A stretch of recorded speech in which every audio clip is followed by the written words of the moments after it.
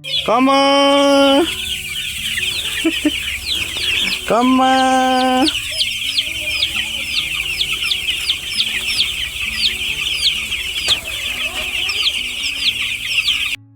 चियाको चुस्कीसँगै आजको भ्लग हाम्रो सुरु हुन्छ। हेलो एन्ड नमस्ते, स्वागत छ फेरि पनि हाम्रो डेली भ्लगमा। आज चाहिँ हाम्रो कुखुराहरूको 11औं दिन रहेको छ। 11औं दिनमा हाम्रो कुखुराहरूको अवस्था र कुखुराहरूलाई दिनुपर्ने सबमिट र कुखुराहरूलाई गर्नुपर्ने केयरहरूको बारेमा जानकारी दिन फेरि पनि उपस्थित भइरहेको छु। भिडियोमा पहिलोपल्ट आउनुभएको छ भने कृपया लाइक, कमेन्ट अनि सब्सक्राइब गरिदिनु होला। सर्वप्रथम हामी बिहान आइसकेपछि कुखुराहरूलाई के गर्नुपर्छ भन्दा रातभरि यिनीहरू हामीले हावाले गर्दा चिसो लाग्ने हुने कारणले यसरी प्लास्टिक हल्का लगाइदिएका थियौँ। फर्स्ट हामी यिनीहरूलाई प्लास्टिक खोलिदिन्छौँ। यसरी हामीले बाँधेका छौँ। हामीले चाहिँ यसरी बाँधिरहेका छौँ प्लास्टिक। तपाईँहरूले कसरी गर्नुहुन्छ? हाम्रो यो चाहिँ गाउँले जुगाड हो। यसरी हामीले प्लास्टिकलाई अलिकति तल बनाएर फ्रेस हावा छिर्ने वातावरण मिलाएका छौँ। यसरी नै हाम्रो फ्रेस हावा छिर्ने हुनाले बाहिरको वातावरण एकदम सफा रहेको छ। यसरी बाहिरको फ्रेस हावा बिहान कुखुराहरूले छिर्यो भने कुखुराहरूले पनि फ्रेस हावा पाउने हुनाले यसरी हामीले खोलेर फ्रेस हावा दिने कोसिस गर्नेछौँ कुखुरालाई। तपाईहरूले पनि त्यस्तै गर्नु होला। पानी दाना त्यो पछिको कुरा भयो। बिहान उठेर हामीले पहिला यसरी फ्रेस हावाको लागि हामीले यसरी खोलिदिनु पर्ने हुन्छ। यसरी कुखुराहरू झुम्म भएर बसिरहेका हुन्छन्। यसरी फ्रेस हावा खोलिदिइसकेपछि कुखुराहरू पनि फ्रेस हावा लिएर यसरी हिँड्ने हुन्छ। तपाईँहरूकोतिर कस्तो छ, के छ, मौसमहरू कस्तो छ? हाम्रोतिरको मौसमहरू चाहिँ अलिकति बिहानदेखि नै अलिअलि गर्मी छ। त्यसले गर्दा अलिकति कुखुराहरूमा एकदम गर्मीको कारणले अलिक गाह्रो भइरहेको छ।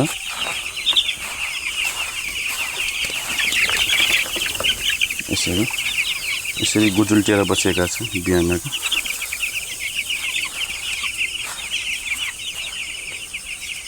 यसरी सबैपट्टि हामीले हिजो चाहिँ अलिकति राति अलिकति चिसो भएको कारणले हल्का बन्द गरिदिएका थियौँ। अहिले चाहिँ बिहानै उठ्ने बित्तिकै पहिलो काम चाहिँ हाम्रो यही हुनुपर्छ। प्लास्टिकहरू उठाइदिने या तपाईँहरूको कस्तो झार्दिएको मैले चाहिँ झार्ने गरेको छु। यसलाई बाँधेर उठाइदिने अनि त्यसपछि झार्ने हुन्छ। कुनैले अब उठाइदिएको हुन्छ र पछि तलबाट उठाउँछ। मैले चाहिँ यता माथिबाट यस्तो गरिदिन्छु।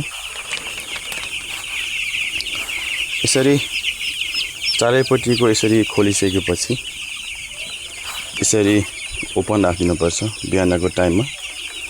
ठन्डीको टाइममा भयो भने हामीले अलिकति छोड्नुपर्छ। अहिले यो गर्मीको टाइम भएको कारणले हामीले चाहिँ यसरी खोलिदिएका छौँ। यसरी खोलिसकेपछि बाहिरको हल्का घामको किरणहरू पनि कुखुराले आउने हुन्छ। हेर्नुहोस्, घामको किरण आउने ठाउँमा कुखुरा कसरी मजाले बसिरहेको छ। यिनीहरूलाई चाहिने भनेकै हावापानी राम्रो अनि बिहानको घामको किरण एकदम बेस्ट हुन्छ। यिनीहरूको लागि एकदम उपयुक्त हुन्छ। त्यही भएर हामीले ध्यान दिनुपर्ने कुरा चाहिँ हामीले बिहानकै कुरा हो। बिहान चाहिँ हामीले यसरी ध्यान दिनुपर्छ। बिहानै उठेर सकेसम्म हामीले उज्यालो हुने लगत्तै उठेर यसरी गरिदिनुपर्छ।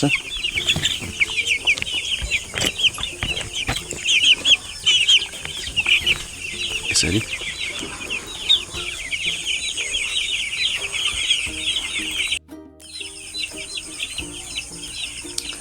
हाम्रो कुखुराहरू चाहिँ यो बिहानी पखको टाइममा यतापट्टि चाहिँ पुरै खाली छ। किनकि यतापट्टि अलिकति पश्चिम साइड रहेको छ। पश्चिम साइडमा अब त्यति धेरै घाम लाग्ने हुँदैन। त्यही भएर कुखुराहरूलाई पनि अब त्यही हो, बिहान उठ्ने बित्तिकै यिनीहरूलाई पनि घामको किरणले राम्रो गर्ने हुनाले र यिनीहरू पनि बस्न रुचाउने हुनाले घामको किरणपट्टि नै आकर्षित हुन्छ। त्यही भएर यसरी मजाले अगाडि आएर घामको किरण लाग्ने ठाउँमा आएर बसेका छन्। यसरी यतैपट्टि आएर खाइरहेका छन्।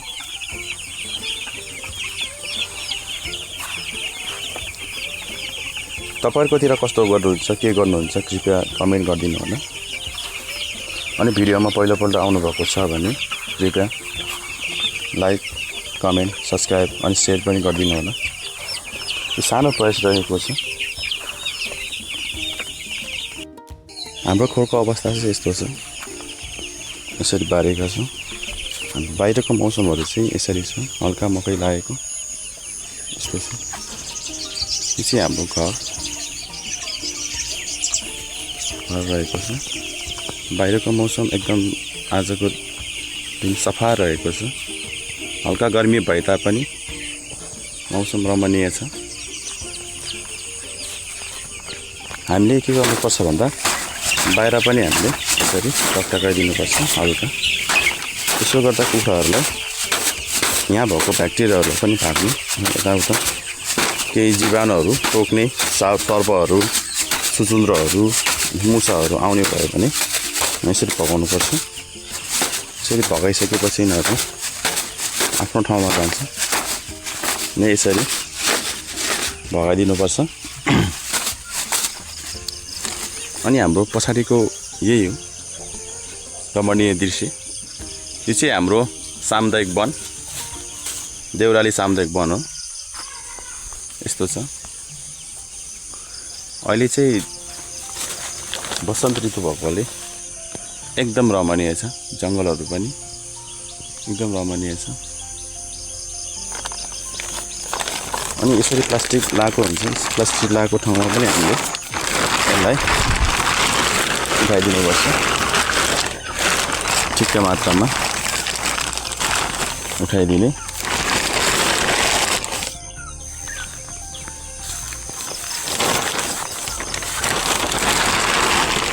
यसरी उठाइसकेपछि यहाँको फ्रेस हावा, यताको फ्रेस हावा सबभन्दा राम्रो त यता जङ्गलको अक्सिजनहरू, राम्रो अक्सिजनहरू पास हुने हुनाले विशेष चाहिँ यतापट्टिको खोलिदिने गर्छ। यसरी खोलिदिइसकेपछि यहाँबाट नै हेर्न सक्नुहुन्छ। हामीले यसमा पनि चलिरहेको छौँ। राम्रो फ्रेस हावा जाओस् भनेर हामीले यसरी खोलिदिएका छौँ।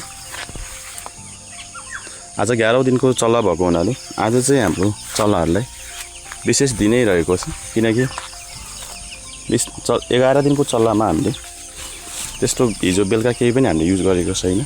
फ्रेस पानी खाएरै बसिरहेको छ। र बिहान आज चाहिँ हामी यिनीहरूलाई क्याल्सियम मात्रै युज गर्ने गर्छौँ।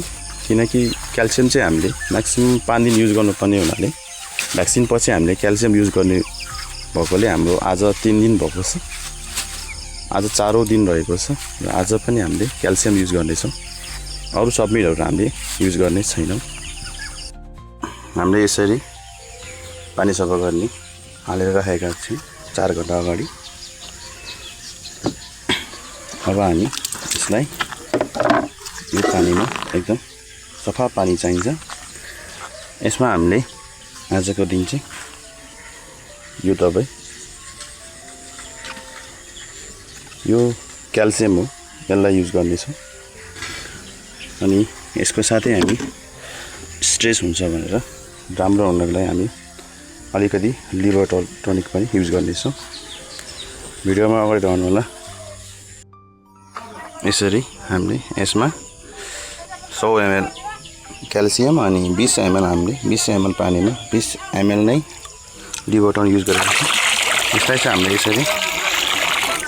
यसरी 8-9 पल्ट चलाउनुपर्छ। यस्तो गरेपछि एकदम मजाले मिस्ने हुनाले अलिकति बढी भयो भने हामीले यसरी अलिकति बाहिर यसरी बट्टामा हालेर राख्नुपर्छ। यसलाई त्यसपछि यसलाई हामीले सकेसम्म 10-11 पल्ट यसरी चलाउनु दिनुपर्छ। यस्तो भएपछि दबाई सही ठाउँमा फिट्ने हुन्छ। दबाईले बराबर काम गर्ने हुन्छ। मात्र दबाई मात्र हालेर दियो भने पनि हुँदैन। दबाई राम्रोसँग मिसिएन भने त्यो दबाईले केही काम गर्दैन।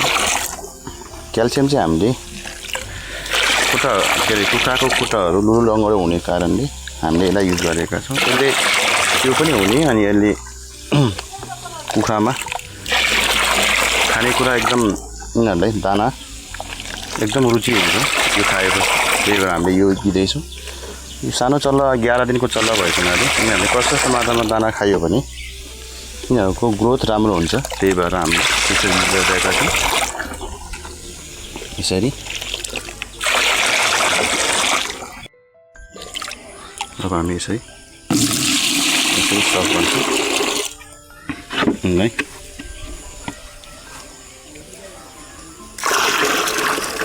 यसरी सर्भ गर्छौँ। हामीले बट्टाहरू धोएर राखेका छौँ। यसरी यसरी छोपेर अलिक टाढाको दूरी रहेको हुनाले हामीले यसमा 2टा एड गरेर लिएर जाँदैछौँ। यसरी दबाई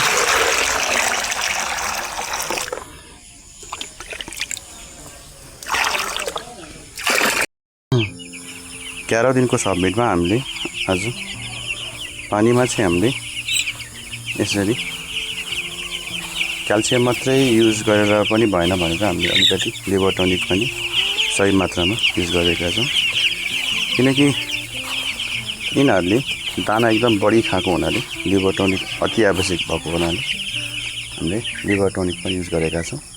हिजोको रात चाहिँ हामीले यिनीहरूलाई एकदम 11 दिनमा सादा पानी युज गरेका थियौँ। आज चाहिँ हामीले क्याल्सियम अनि लिभर टनिक युज गरेका छौँ।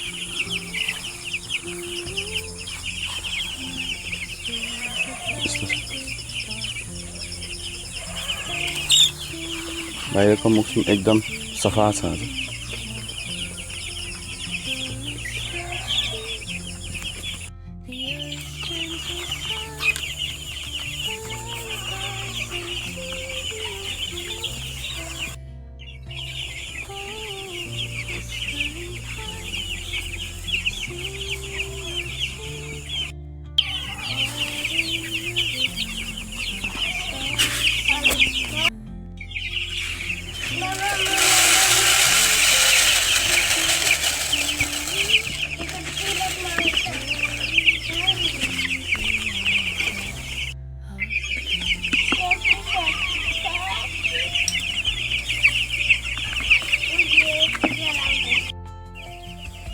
च्यानलमा नयाँ आउनुभएको छ भने कृपया लाइक, कमेन्ट अनि सब्सक्राइब गर्नु होला अनि माथि रहेको बेल आइकनमा पनि क्लिक गर्नु होला। Okay, see you next video.